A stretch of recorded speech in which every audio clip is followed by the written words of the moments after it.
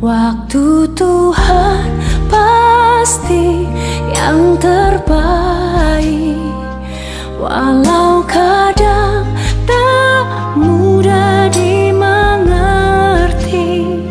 Lewati cobaan, ku tetap percaya waktu Tuhan pasti yang terbaik.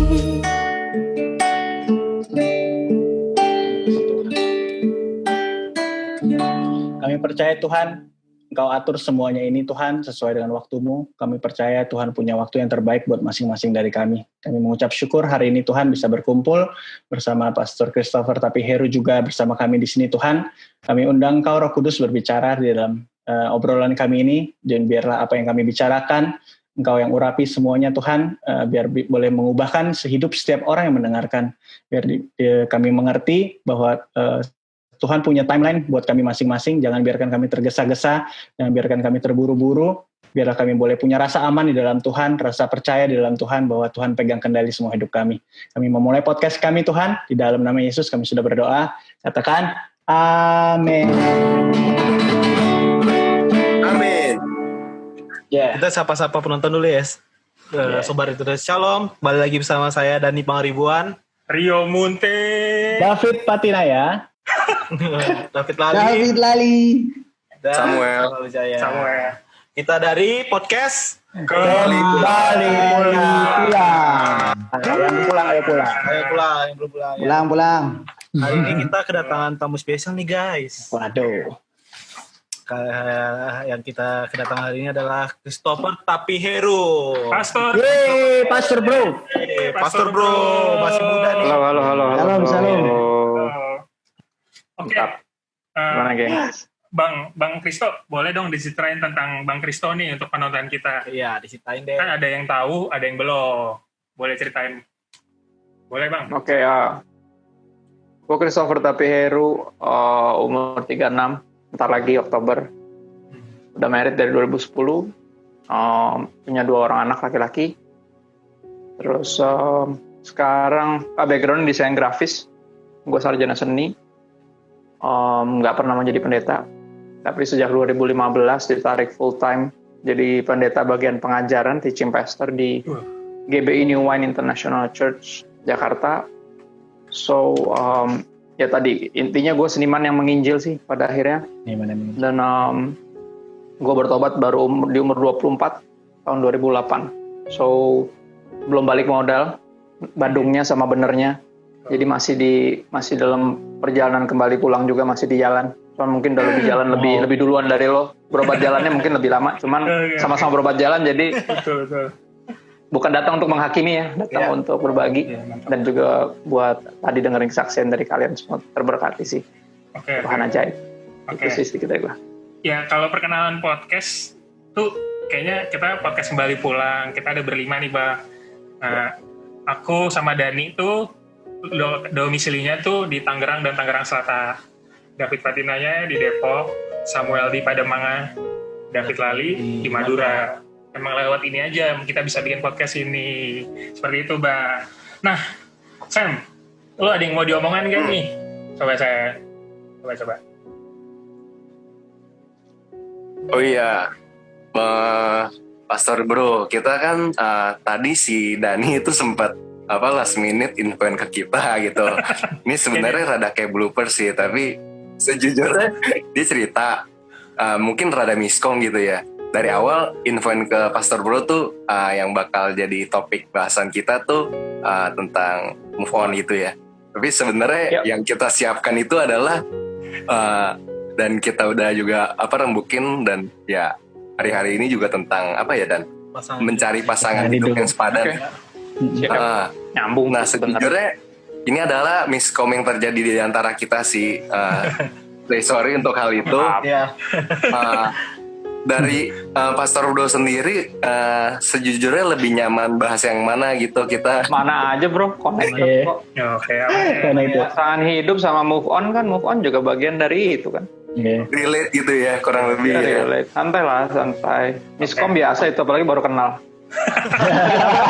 Benar. Bilang kan tadi baru kenalnya ya, wajar lah. Betul. Oke. Udah lama Mungkin- kenalnya bisa miskom. Betul. Apalagi yang baru. Betul. Betul. Oke, Hans. mungkin gua ada beberapa pertanyaan nih, Bang Siap. Isto. Bisa Nah, bahas, kalau ya. dari ada satu pertanyaan pertama adalah kapan sih kita tahu kalau itu waktu untuk menikah? Mungkin gue preview, Bang. Kan Ya. umur gue 33 nih. Udah ada Ya. mulai tuh ngomong temen, kenapa lu gak nikah? Padahal nih ini umur sekian 26, 20-an gitu udah nikah. Sementara gue tahu nih menikah itu gak ada yang salah waktunya. Semua waktunya tepat, ya kan? Bener dong. Nah, itu jadi sesuatu yang sebenarnya ganggu sih, Bang. Tapi kalau nggak dipikirkan dengan benar,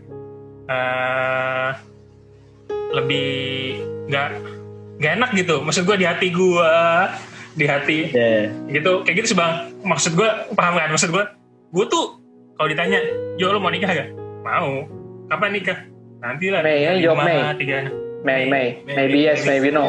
Oke. Maybe this year, maybe 3 years. Ya, tapi kan Bentar lagi. nah terus lucu lagi nih karena gue Batak kan ada nih, terus gue anak cowok paling gede. Siap. Biasa lo, Bang, lo tahu lo pasti. Kamu harus sama orang Batak. Kan lo belum nikah, makanya sama orang Batak. Kayak gitu, kayak mulai ganggu banget sih, Bang.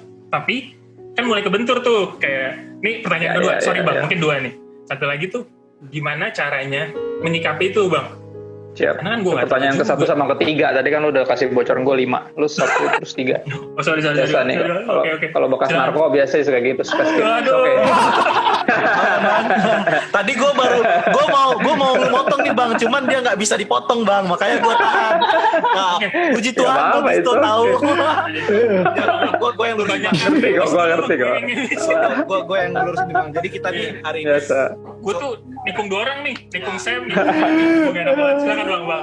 Nggak masalah. Yang penting kan dijawab dua-duanya. Satu dulu ya. Satu ya. mulai Bang Christopher kita kasih. Kapan sih kita tahu kalau itu waktu untuk kita siap menikah? Yang pertama, nggak usah menikah dulu deh ngomongnya, mikirnya itu untuk membina suatu hubungan yang didasarkan cinta romantis deh. Ya eros, kapan sih bisa berasmara-asmaraan gitu ya, pacar-pacaran. Nikah ntar dulu ya, kan pacaran dulu kan, nggak mungkin langsung nikah. Yang pertama, siap itu ketika kita udah cinta Tuhan, nomor 1. Kenapa? Karena kalau orang udah keburu jatuh cinta sama yang lain, itu akan sangat sulit, bahkan hampir mustahil untuk dipaksa untuk cinta sama Tuhan. Karena tadi hatinya udah keburu didudukin sama yang lain. Ya, jadi syarat pertama cinta Tuhan dulu. Ya, karena kalau belum cinta Tuhan nanti nggak akan bisa dibawa untuk cinta Tuhan. Ketika udah keburu jatuh cinta sama yang lain. Itu pertama, cinta Tuhan. Makanya perintah, terutama kata Tuhan Yesus, perintah terutama itu untuk mengasihi pertama Tuhan dengan segenap hati, jiwa, akal budi, kekuatan, ya tubuh. Dan yang kedua yang gak kalah penting, kasihlah sesama manusia seperti dirimu sendiri. Jadi emang selalu Tuhan dulu nomor 1, baru abis itu sesama. Yaitu yang pertama mesti cinta Tuhan, yang kedua syarat berikutnya untuk bahkan memulai asmara ya, bukan hanya pernikahan, adalah kedewasaan. Ya, kedewasaan itu macam-macam, tapi yang paling utama adalah tentang finansial. Artinya lu udah mulai dewasa. Itu ciri orang dewasa tuh apa sih? Bertanggung jawab. Itu ciri-cirinya. Jadi kalau dia lagi sekolah, dia sekolah yang benar. Kalau dia lagi kuliah, dia kuliah yang benar. Kalau lagi pelayanan yang benar. Kalau lagi kerja yang benar. Kalau belum kerja, yang benar aja lo cari kerja. Nah itu, jadi itu kedewasaan. Makanya ayatnya bilang laki-laki akan meninggalkan ayah dan ibunya, bersatu dengan istrinya. Itu laki-laki. Ayat laki-laki tuh beda sama bocah laki-laki. Kalau bahasa Inggris tuh man, beda sama boy. Boy itu anak laki-laki, makanya ada dulu boy band negro-negro, namanya Boyz II Men. Ya, dari bocah laki-laki jadi pria dewasa. Jadi kedewasaan itu syarat kedua setelah cinta Tuhan. Dan yang ketiga, yang terakhir, berkaitan dengan asmara, bukan hanya pernikahan tapi asmara, itu restu orang tua. Buat gue 3 itu. Postingan gue kemarin gue repost dari Radit tulis lengkap, lebih banyak. Tapi buat gue 3 pilar ini. 3 pilar ini, cinta Tuhan, dewasa, artinya punya kesiapan khususnya secara finansial, mandiri, ya udah bertanggung jawab, baru berikutnya restu orang tua. Karena itu tanda bahwa kita ini tahu diri lah. tahu diri. Soalnya orang kalau nggak tahu diri itu susah. Dia akan selalu ngerepotin orang lain karena dia nggak tahu diri. Ya, jadi itu 3 itu sih. Kalau buat gue kapan waktu kita siap buat menikah. 3 tadi, cinta Tuhan, dewasa, sama restu orang tua. Orang tua. Oke. Iya. Kalau pertanyaan satu lagi tadi Bang, bisa nabrak tuh sama. Lu langsung sama nomor 3 restu lu orang loncat tua. tuh tentang rasisme ya.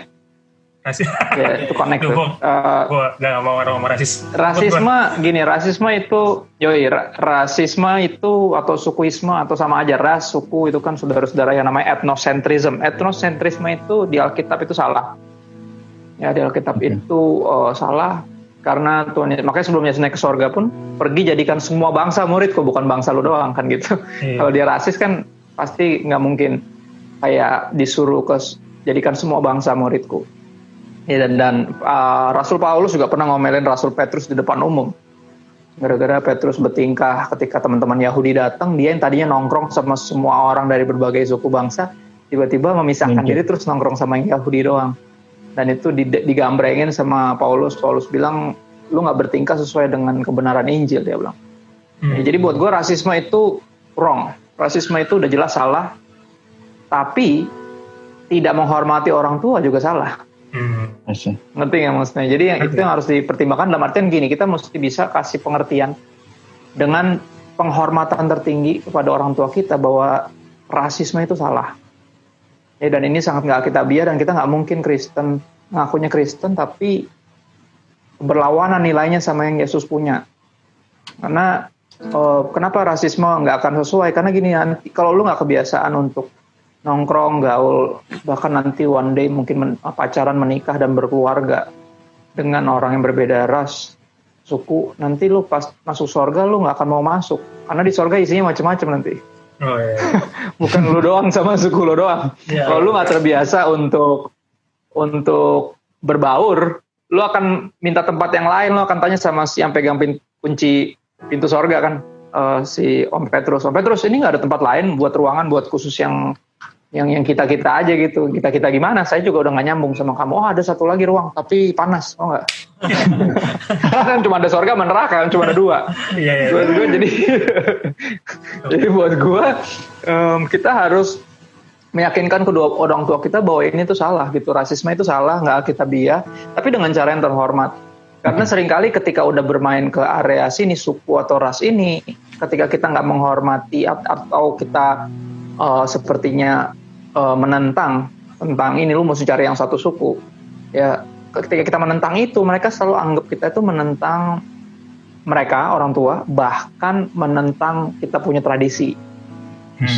Padahal enggak, maksud gue gini, ketika kebenaran firman Tuhan tabrakan sama yang adat ajarkan, kita mesti pegang yang mana? Ya pegang firman Tuhan lah, kan bukan adat yang ciptain kita, Tuhan yang ciptain kita.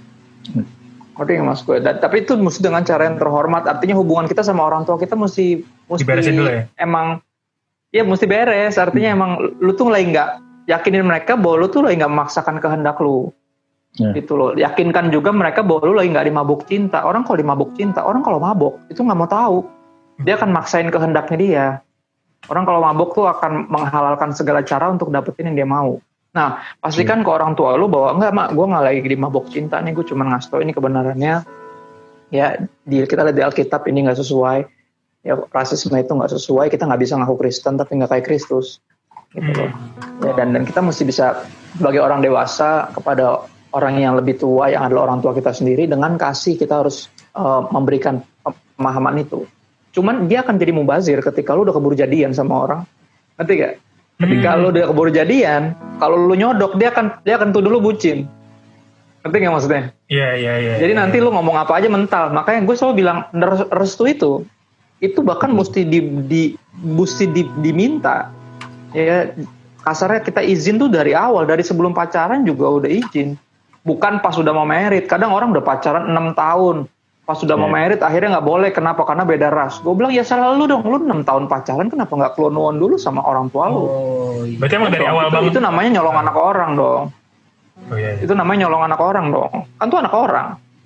Lu nggak usah anak orang deh. Lu mau pakai sepeda orang aja lu minta izin kan? Bos, gue pinjemin sepedanya bentar ke warung. Oh iya. Nggak mungkin langsung lu pakai kan? Tiba-tiba udah pakai terus pas balik. Ngapain lu sepeda gue? Gue bayarin dah. mau bayarin gimana? Lu pinjam aja nggak ngerti nggak maksudnya? Oh iya. Nggak nyambung. Ya benar. Logikanya Buat gue mantap, urutannya mantap. tuh mesti jelas sih. Banyak problem terjadi karena urutannya nggak jelas. Kok gue baru tahu ya? Nggak jelas. Jadi Gue terpukul. Kenapa gue nggak kayak gitu?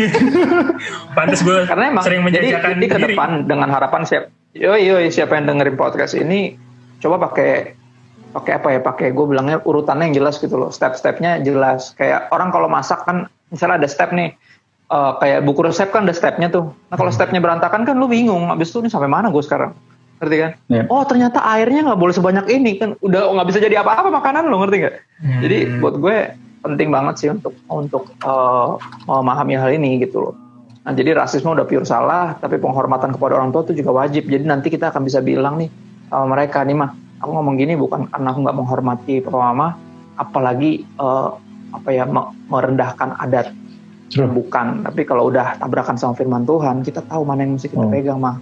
Maka Tuhan Yesus bilang gini kan, kalian itu kalian itu melanggar hukum Tuhan demi ajaran manusia, adat istiadatmu sendiri. Dan Tuhan Yesus pernah tegur ahli Taurat dan Farisi dengan teguran demikian, dan gak lucu dong kalau kita ditegur. Dan kita tahu ayat itu berlaku buat kita kalau kita bertingkah seperti itu. Ketika kita utamakan adat istiadat di atas firman Tuhan. Itu jadi buat gue ini sih jawaban buat yang nomor 3 harusnya, tapi jadi nomor 2 it's okay. Mudah-mudahan. Mudah-mudahan. Bung sorry aku potong dikit ya. Ya, bro. Jadi kalau misalkan ini case-nya terjadi berlarut-larut gitu sampai maksudnya berlarut-larut sampai belum ada ujungnya gitu loh. Sedangkan kan waktu kan terus berjalan, usia terus bertambah. Lalu tadi salah satu Pastor Bro bilang salah satu konfirmasinya kalau itu jodoh dari Tuhan, orang tua kita juga merestui. Kalau sampai di satu titik terus berlarut-larut dan berkeras atas dasar perbedaan sukuisme, itu hal apa yang kira-kira bisa dipertimbangkan selanjutnya gitu loh? Entah lu cari yang lain atau lu tungguin mereka meninggal. Sorry itu saya kata-kata gue kasar, tapi itu benar. Buat gue gini, buat gue jodoh itu bukan yang utama. Ya. Jodoh itu bukan yang utama. Makanya hukum Taurat antar umat manusia, antar sesama manusia dimulai di nomor 5. Itu hormatilah orang tuamu. Bukan jangan membunuh, jangan berzina, jangan mencuri, jangan mengucapkan saksi dusta, jangan mengini milik orang lain. Dimulai dengan hormati ayah dan ibumu. Buat gue worth it untuk ngebela dalam tanda kutip tetap demi menghormati mereka. Kalau mereka anggap ketika kita tetap nyodok dengan yang beda suku adalah kita tidak menghormati mereka, mendingan di hold dulu. Kalaupun udah keburu pacaran, mendingan di hold dulu yang pernikahan itu. Ya sampai entah mereka bisa memahami bahwa lu benar-benar emang mengasihi pasangan lu dan dua-duanya saling mengasihi dan at least dua-duanya menunjukkan penghormatan kepada orang tua. Ya, sampai menemukan restu itu baru kita menikah. Kalau enggak ya kita hold dulu. Entah lu tetap pacaran terus, yang adalah sebenarnya bukan pelanggaran kepada mereka. Karena gini, ada ayat firman Tuhan yang bilang hormatilah orang tuamu di dalam Tuhan. Artinya ketika mereka punya keputusan tidak sesuai firman Tuhan, ya kita nggak mesti mentaatinya. Misal gini, kasarnya lu anak seorang pembunuh bayaran, terus tiba-tiba gini, papa lagi mules nih, coba kamu bunuh ini dulu dong. Kan lu bunuh ini dulu nih, gue ada kerjaan sebenarnya, oke, ada deadline bunuh orang nih, cuman gue lagi mules, lu yang bunuh deh gitu. Apa kalau bunuh kayak nggak?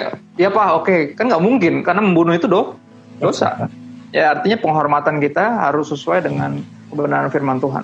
Dan kalau emang itu nggak benar, ya tadi antara lu benar-benar terus berusaha meyakinkan orang tua lu bahwa itu sesuatu yang salah menurut firman Tuhan, ya, atau lu hold, atau lebih pahit lagi tapi juga worth it adalah ya lu putus.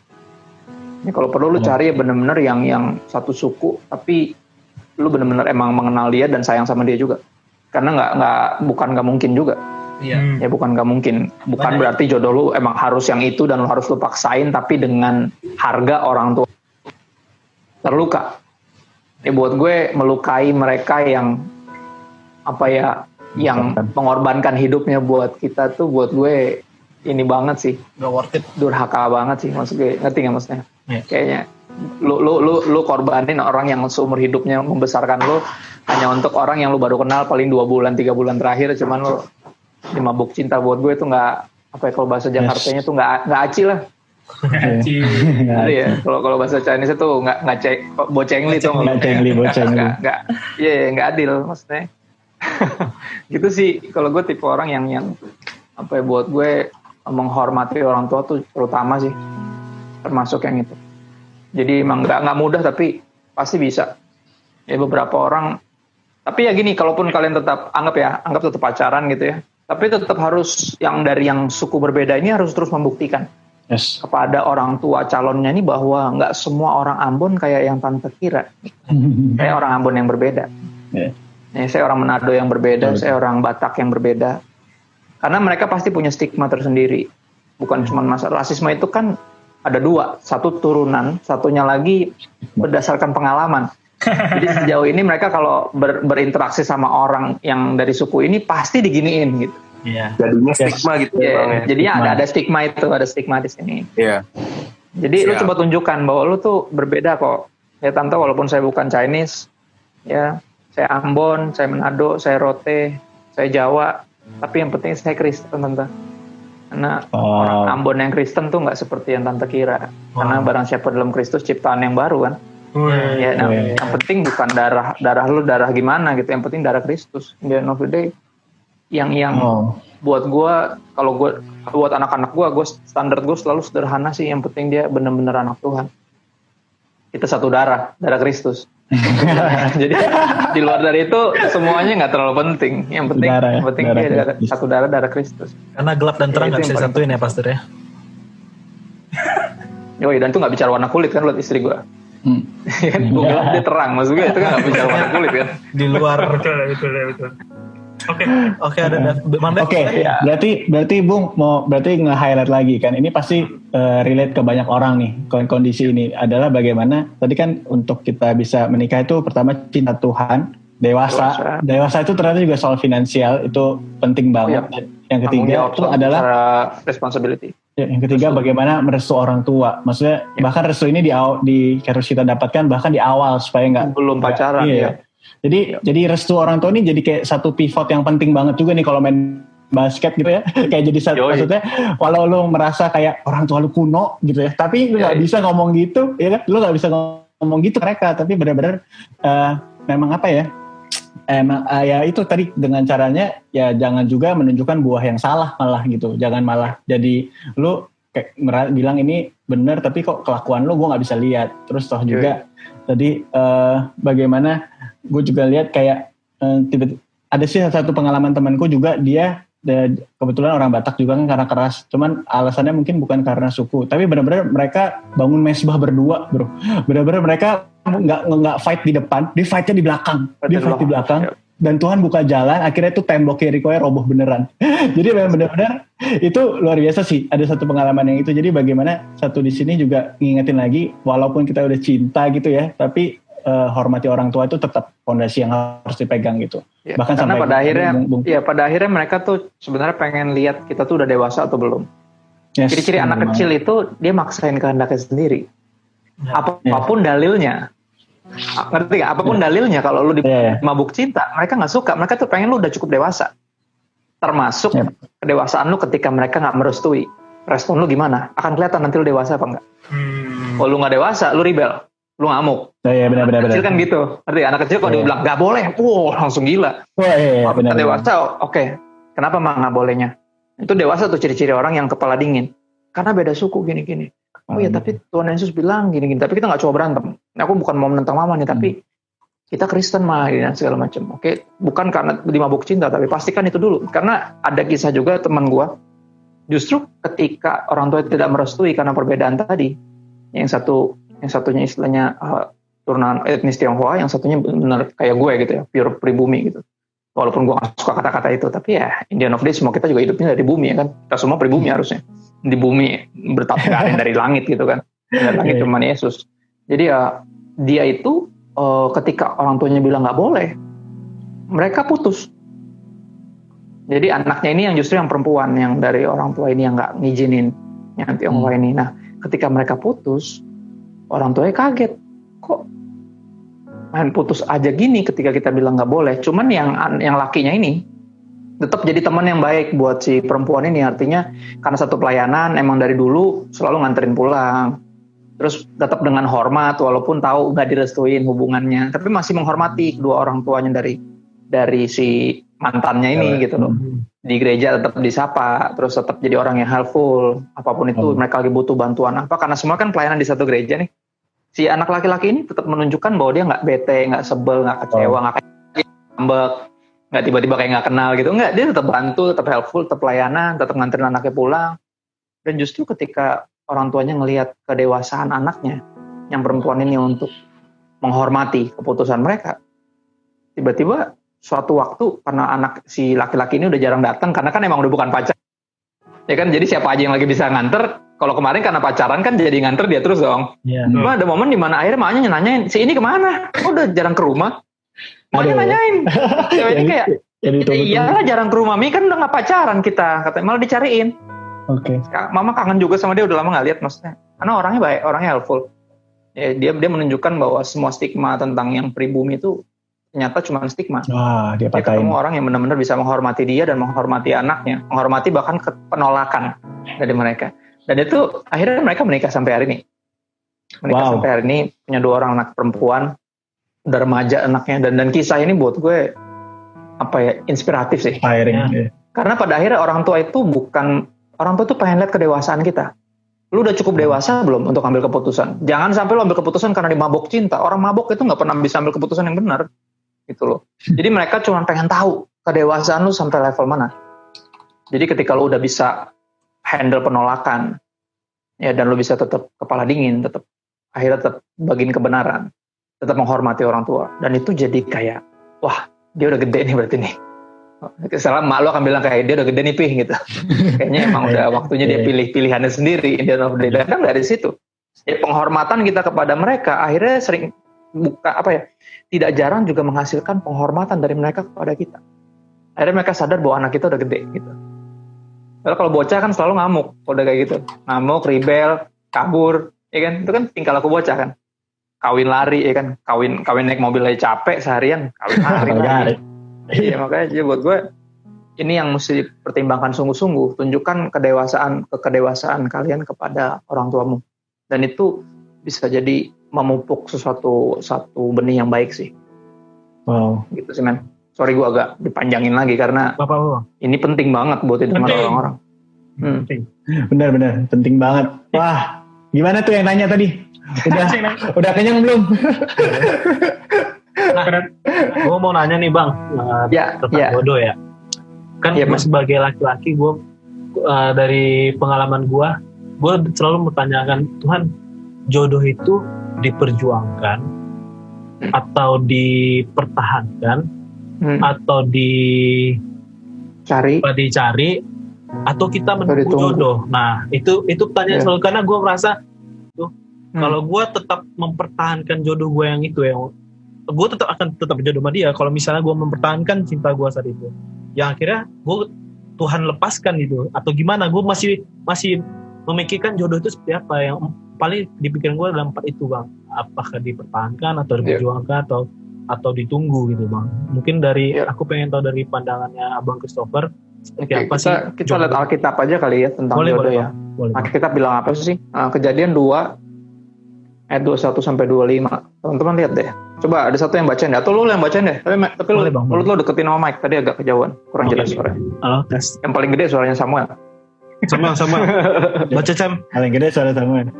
Kejadian 2 ayat 21 sampai 25. Kejadian 2 ayat 21 sampai 25. Coba deh dibaca deh. Iya, ini cari Bang. Benar. Kejadian 2 ayat 21 sampai 25. Ya. Lalu Tuhan Allah membuat manusia itu tidur nyenyak.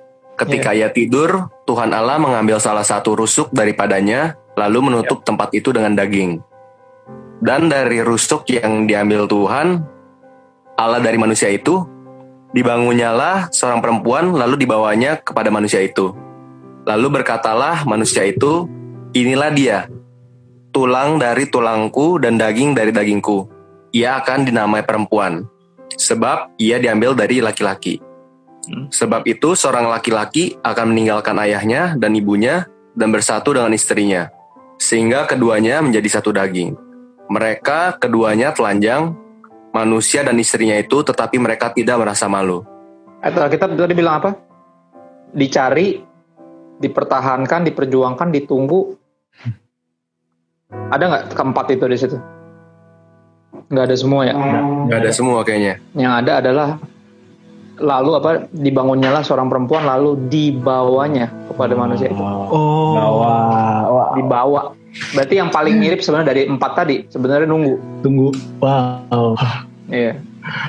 Jadi dia itu akan selalu dipertemukan. Pasti ya. Ketika kita siap. Pasti bro. Jangan. Karena di Alkitab ini udah ada di sini, maksudnya, dan itu apa ya? Kalau gue juga sama, in the end of the day, ketika gue lagi fokus sama Tuhan, ya lagi bener-bener lagi balik dari jalan-jalan gue yang salah, dan gue lagi mau cari Tuhan, dalam Tuhan gue mau abdikan hidup, malah dipertemukan. Nah karena tadi kan syaratnya kan cinta Tuhan, berikutnya kedewasaan, dan satunya lagi restu orang tua. Nah, jadi ketika kita udah ikutin stepnya itu untuk mempersiapkan diri, ya kalau udah siap pasti akan dipertemukan sama Tuhan. Buat Tuhan gampang banget untuk mempertemukan. Gini, Adam yang nggak ada aja jodohnya dibikin sama Tuhan. Apalagi cuman buat ketemuin lu sama sekian banyak orang dengan kemungkinan, ya elah gampang banget kayak di film-film Korea, lu tabrak, terus lu jatuh, aduh sorry berantakan cie, kan? Jadi terus bemerik. Wow. Lalu mudah lah buat Tuhan mempertemukan. Tapi yang bagian kita itulah yang harus kita lakukan, yaitu apa? Mempersiapkan diri.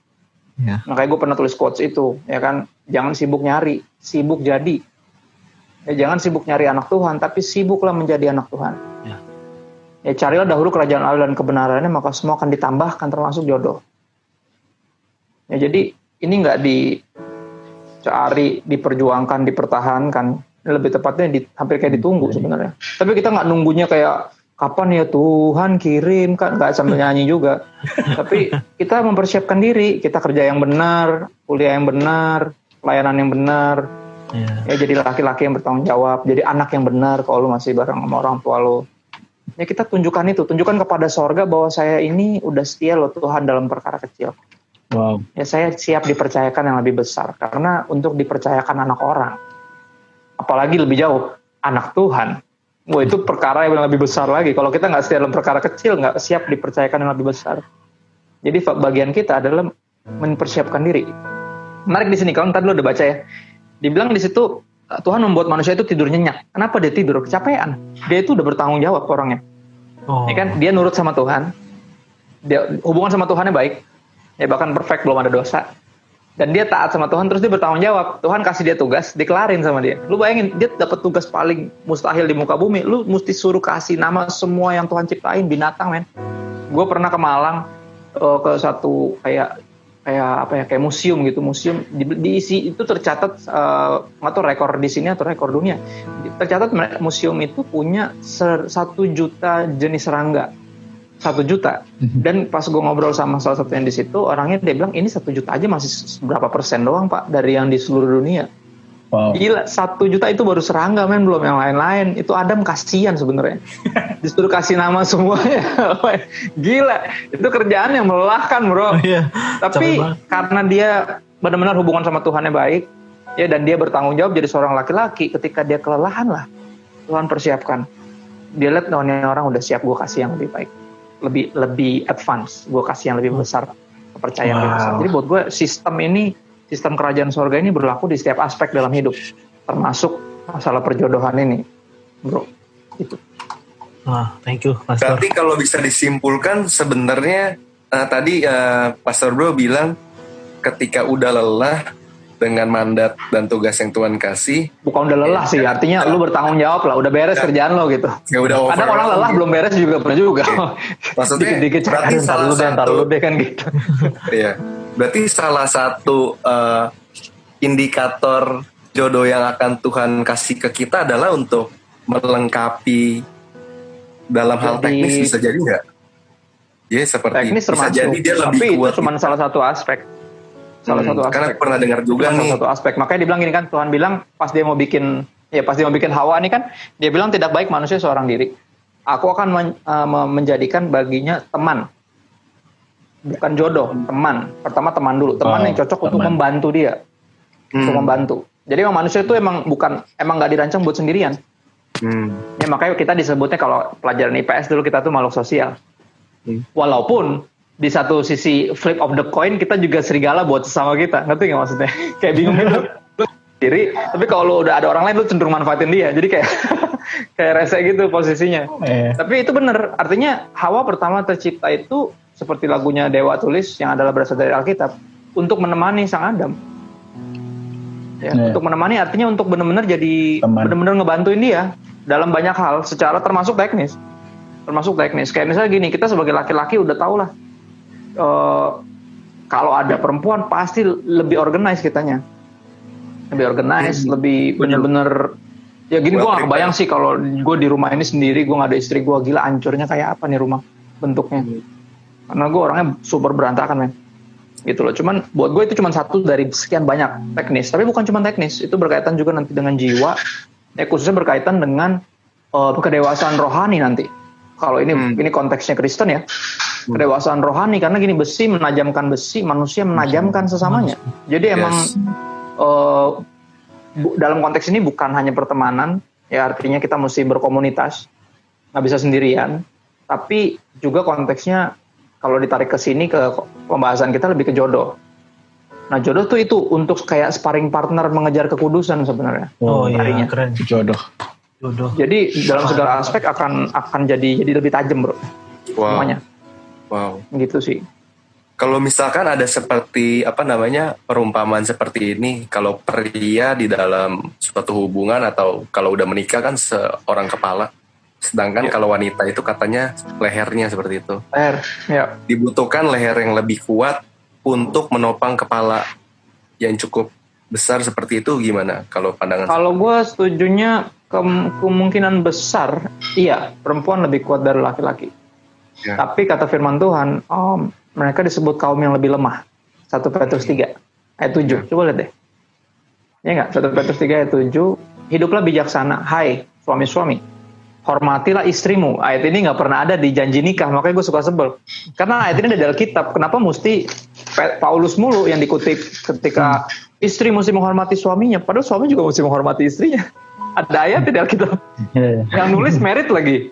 Yang nulis merit ya kan, Paulus kan kagak merit. Terus gue, kenapa dia terus yang dikutip? Nggak adil dong. Mestinya dua-duanya, artinya penghormatan itu sesuatu yang saling. Oke.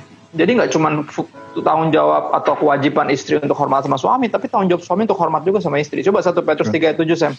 Oke, tak baca ya. Oke. 1 Petrus 3 ayat 7, demikianlah juga kamu, hai suami-suami, hiduplah bijaksana dengan istrimu, sebagai kaum yang lebih lemah.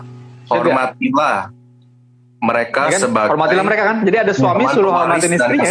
Kasih karunia. Iya. Lihat ya, teman pewaris kasih karunia itu kayak mitra, kayak partner. Ya. Partner pewaris dari kasih karunia Tuhan, yaitu kehidupan. Partner artinya posisinya lebih rendah atau lebih tinggi atau sama? Sejajar. Namanya partner kan? Iya. Sejajar. Ya. Jadi posisinya gini loh. Kalau kita itu kepala, istri itu leher, gue setuju. Tapi gue nggak bisa bilang mereka lebih kuat karena Alkitab bilang kan mereka kaum yang lebih lemah. Ngerti gak? Dia ada ayatnya di sini. Kalau kita melanggar firman, buat gue, tapi gini, gue nggak pernah memperlakukan mereka. Gini, gue memperlakukan mereka dengan bijaksana. Kenapa? Karena gue tahu perasaannya. Ya artinya perlakuannya mesti beda. Lu nggak bisa memperlakukan istri lu kayak temen lu, dalam artian kayak temen lu sama-sama laki-laki gitu, yang bisa lu bully, lu toyor-toyor, ya lu jitak, lu geplak, paling nggak mungkin. Bukan begitu.